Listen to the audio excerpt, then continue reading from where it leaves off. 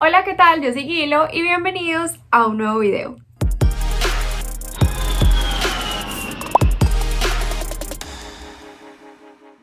Bueno amigos, este video es la verdad sobre un tema que para mí es un poco difícil de hablar. Es necesario que ustedes sepan que puede suceder en este programa, pero pues no lo hago con ánimo de ofender a nadie, ni de, no sé, de hablar mal de nadie. Ese no es mi propósito. Todos en la vida cometemos errores y bueno, pues hay veces que suceden cosas que tuvieron que pasar así, que se dan así, pero pues que uno puede mejorarlas y puede aprender de ello.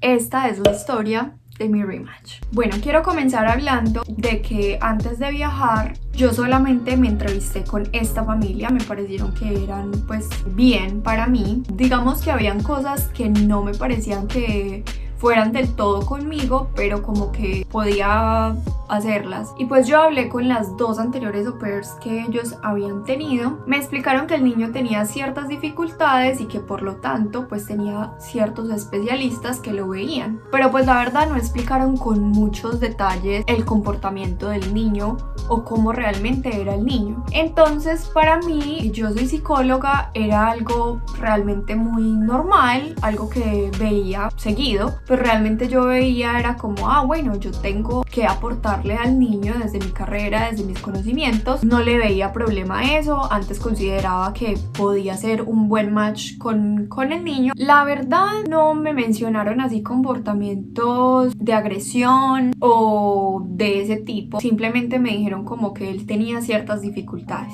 Eso es todo. La verdad yo entiendo totalmente a las au pairs porque obviamente ellas aman el niño, y cuando también le hablas a otra persona que va a ir allá con tantos detalles, pues puede que la persona se predisponga para que no escoja la familia y que por lo tanto entonces no vaya o algo por el estilo. Entonces yo entiendo que ellas, hablando pues también desde el amor y desde los muy buenos momentos que vivieron también con ellos, no se imaginaban que por ejemplo a mí me pudiera pasar lo que me pasó. Y también pues por lo del COVID y por tantas cosas, pues el niño también estaba viviendo un episodio en su vida bastante difícil, porque de por sí el niño ya tenía ciertas dificultades y con todo lo del COVID y eso, pues su rutina cambió, muchas cosas cambiaron, y obviamente para los niños eso es muy duro de aceptar porque ellos no comprenden bien lo que está sucediendo. Y bueno, pues por la misma razón de que si le cuentas a una persona bien cómo son las cosas, se puede predisponer, considero que fue que los papás a mí no me dijeron nada. Si yo supe algo de las dificultades que tenía el niño, nunca fue por parte de los papás. Ellos en ningún momento me mencionaron nada de las dificultades que tenía el niño o de las condiciones en las que estaba en el momento. Yo la verdad obviamente veía que había algo extraño en esto, porque los papás no me decían nada acerca de ello, las au pairs sí.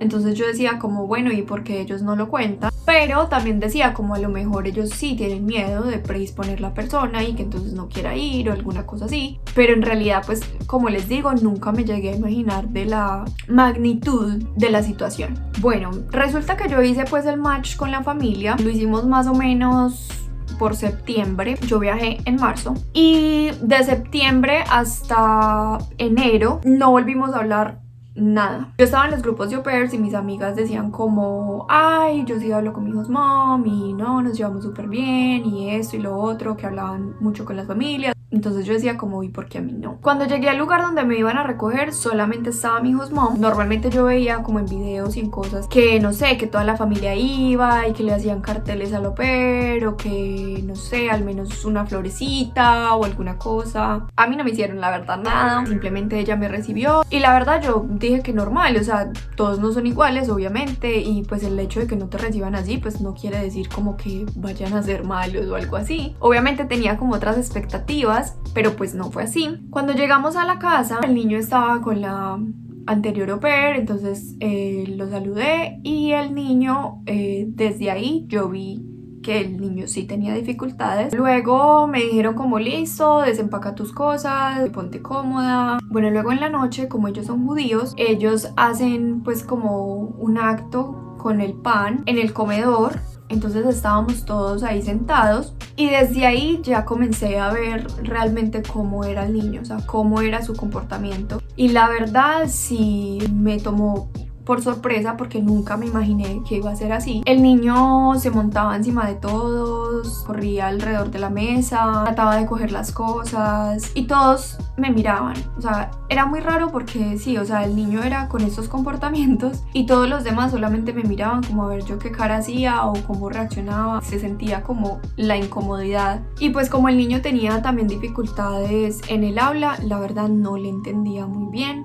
El niño también hablaba en español y la verdad ni en inglés ni en español le entendía. El caso es que el niño hacía demasiadas cosas y nadie le decía nada. Simplemente el niño hacía lo que él quería y todos eran como tratando de sonreír para que la situación no se tornara como más incómoda. Bueno, pues ese fue mi primer día allá. El caso es que el niño era muy inquieto y tenía comportamientos muy poco convencionales. O sea, no sé cómo explicarles. O sea, el niño todo el tiempo quería hacer lo que era incorrecto o lo que molestara a los demás. Entonces, por ejemplo, si le decían no hagas esto, para él eso era como que le dijeran hazlo por favor. Él cogía cosas y las tiraba, le pegaba las cosas, tiraba la comida al suelo, muchas cosas. Entonces yo la verdad estaba muy preocupada. Recuerdo que fue como el primer día que yo trabajé. Yo fui al basement a coger algo de ahí. La anterior ópera estaba con él arriba y yo empecé a llorar ahí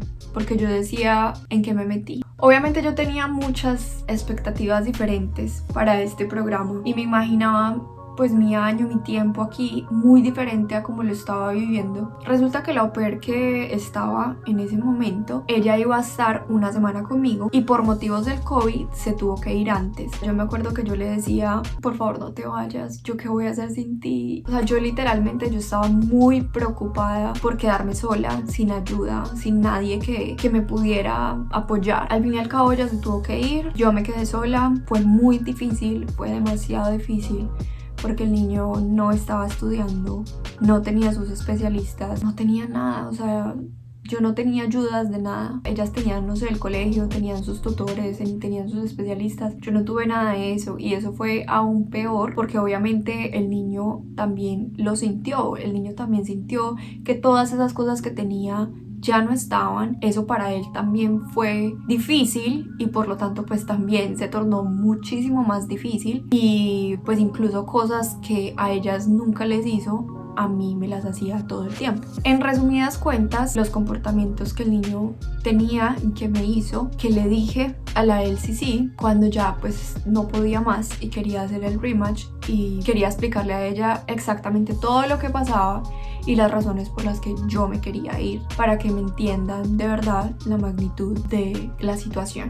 El niño me empujaba, tiraba comida al piso, regaba agua al piso, me pegaba, me alaba el cabello, me escupía y bueno, etcétera, o sea, varias agresiones. Se salía a la calle a propósito. Si yo estaba caminando, por ejemplo, con él en una acera, él salía corriendo a la calle porque puede pasar un carro y pues le puede pasar algo. Entonces, obviamente yo me alteraba, obviamente yo era como, no puedes hacer eso, no sé qué. Y pues él disfrutaba esos momentos, o sea, él disfrutaba que yo estuviera alterada, que yo me preocupara, que yo lo regañara o que yo, en fin, le pegaba al televisor que ellos tenían en la casa. Una vez tiró el triciclo de él a un lago que había cerca también a la casa. Yo no sé ni cómo hice para sacar ese triciclo del lago, me tocó coger un palo grandísimo. Tiraba objetos, puertas, rompía hojas, libros, crayones, piezas de rompecabezas, etc. Pateaba carros que se encontraban parqueados, árboles, postes de luz, etcétera. El niño no me hacía caso y no funcionaba nada de lo que yo hacía y nada de las técnicas que yo sabía, pero también fue porque yo ponía al niño en timeout y la mamá lo sacaba del timeout. Yo le decía que no hiciera tal cosa y la mamá lo empezaba a mimar. Entonces, obviamente, el niño no me tenía como figura de autoridad. Nada de las técnicas que yo hacía le funcionaban porque obviamente su mamá es la figura para él primordial. Entonces si ella pues no me apoyaba, pues yo tampoco podía hacer nada. O sea, para el niño no es que mi palabra fuera a valer si para la mamá no valía, ¿cierto? Entonces pues, o sea, ninguna de las técnicas, ninguna de las cosas que yo sabía que se podían hacer funcionaban por esa razón, porque siempre las irrumpían. Entonces bueno, comencé a pensar en el rematch y se los dije a ellos. Cuando eso pasó, la señora pues me empezó a decir un montón de cosas y la verdad me trató muy mal. Me dijo cosas como que yo era una débil, que en la vida se me iban a presentar peores cosas a las que me debía enfrentar y que precisamente si yo no era capaz con esto, ¿cómo iba a ser capaz con otras situaciones? Me dijo que yo no lo estaba intentando, que yo no estaba poniendo mi esfuerzo, muchísimas cosas que la verdad fueron muy dolorosas porque yo me estaba esforzando demasiado y yo estaba dando todo de mí para que la situación pues mejorara, para que hiciéramos una buena relación y entonces también el niño pues me hiciera caso. Todos los días yo me levantaba diciendo hoy va a ser un buen día, hoy voy a dar todo de mí y todo va a comenzar a mejorar, y no sucedía. Cuando ella me dijo eso, la verdad me dolió demasiado y me lo dijo, o sea, no me dejaba hablar, ella seguía hablando y yo simplemente estaba sentada al frente de ella tratando de contener las lágrimas para no llorar y fue horrible. Yo simplemente la escuché. Cuando ella terminó, yo le dije, ¿eso es todo?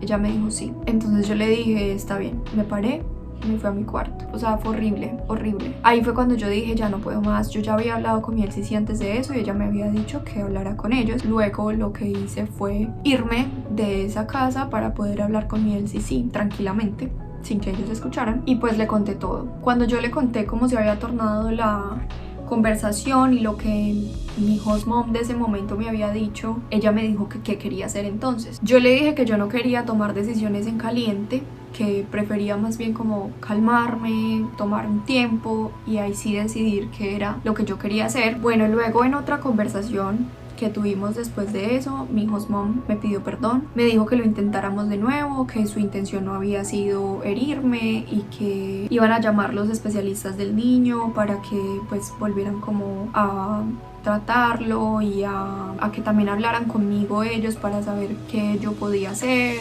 pero pues eso nunca pasó. Y bueno, pues la verdad, después de esa conversación que tuvimos, sí se notaba que los papás estaban poniendo más de su parte. Ellos estaban intentando más, ya como que trataba de no meterse tanto en lo que yo hacía o cosas por el estilo. Pero la verdad es que ya todo estaba hecho. Ya el niño sabía que yo no era una figura de autoridad ni para él ni para nadie. Entonces el niño, si yo lo ponía en time out, ya se salía. Si le decía que no hiciera algo, lo seguía haciendo y con más fuerza. O sea, la situación con el niño ya había avanzado demasiado. O sea, ya no había nada que yo pudiera hacer para que él, no sé, por ejemplo, me dejara de pegar o para que dejara de tirar cosas o no sé, o sea, de quebrar cosas, de rayar paredes, en fin. Finalmente tomé la decisión de hacer rematch y hablé con la familia. En ese momento la familia lo entendió, me dijeron como no, bueno, listo, nosotros entendemos, no te preocupes que todo va a estar bien, nosotros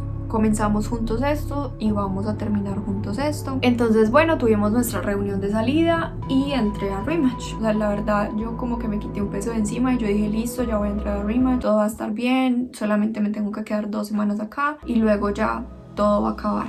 Resulta que yo dije que sí, que iba a trabajar esas 2 semanas. Al tercer día que yo estaba en rematch, estaba en un parque con el niño. El niño, si tú le decías vamos, él no caminaba. Tú tenías que caminar para que él caminara. Entonces yo estaba caminando delante de él. Obviamente yo me volteaba para irlo mirando pues como a ver qué estaba haciendo o en fin. Una de las veces que me volteé, yo vi que él tenía un palo que estaba como jugando con él en el suelo. Bueno, pues yo no le vi nada de malo. Entonces yo seguí caminando. Y lo siguiente que yo sentí fue un dolor impresionante. Pero, o sea, de verdad es inexplicable cómo un niño de 5 años puede tener tanta fuerza. Me pegó con el palo que yo lo había visto. Era un palo grueso. Y me pegó con el palo como si hubiera sido un adulto. O sea, se los juro que fue un dolor impresionante. Yo en ese momento yo no sabía qué hacer, entonces obviamente yo empecé a llorar inmediatamente. O sea, fue horrible. Yo en ese momento yo dije no puedo más, no puedo más, no me puedo aguantar esto, no soy capaz. Llegamos al carro y yo no podía parar de llorar. O sea, se los juro, fue algo impresionante. O sea, si en todo ese tiempo había llorado, en ese momento sí como que se me derrumbó todo. Pues me bajé el busito que yo tenía para ver qué era lo que tenía en el brazo. Y cuando me vi lo que tenía, comencé a llorar incluso más. porque me vi tan vulnerable y independientemente de que fuera por un niño de 5 años, esa agresión sigue siendo agresión y sigue siendo un entorno de trabajo abusivo, un entorno de trabajo que te genera muchísimas cosas, o sea, tanto física como psicológicamente. Es algo difícil, es algo duro, es algo que realmente te pega y te afecta demasiado. Yo me volví, me tapé el brazo y me fui. Yo dije, no trabajo más, no trabajo más, yo no puedo permitir que esto me siga pasando. O sea, he soportado ya demasiado, pero yo no puedo seguir en esta situación. Entonces fui a la casa. Obviamente mis hijos me vieron así llorando horrible y me dijeron qué pasó. Entonces yo me bajé la camisa y les dije,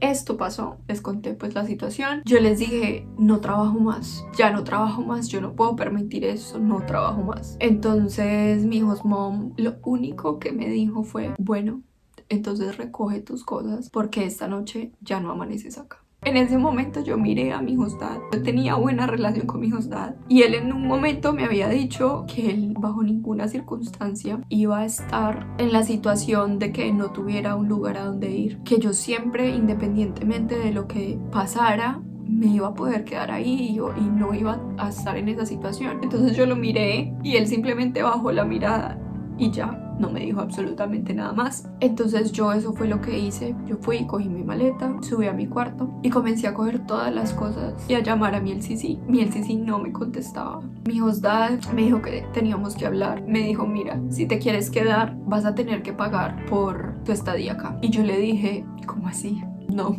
O sea, la verdad, sinceramente, yo prefería ir y pagar un hotel de mi plata a tener que quedarme. Obviamente no. Después de lo que habían hecho, obviamente no. Él comenzó como a reprocharme de que después de todo lo que ellos habían hecho por mí, después de que me habían traído hasta acá, de cómo podía yo ser tan malagradecida y dejarlos así, sabiendo que ellos necesitaban a alguien que cuidara al niño, en fin. Y yo le dije, o sea, yo estoy muy agradecida con ustedes, pero yo no puedo permitir que esto me siga pasando y yo no puedo ponerlos a ustedes por encima de mí. En ese momento él se enojó demasiado porque yo le dije que su hijo pues me estaba agrediendo. Entonces él me decía como, es un niño de 5 años, o sea, ¿qué te puede hacer un niño de 5 años? Y yo le decía como, o sea, mírame el brazo, ¿cómo así que me puede hacer un niño de 5 años? Una vez casi me daña la mano porque yo estaba tratando de coger mi chapstick que estaba en el suelo después de una puerta y el niño tiró la puerta súper duro,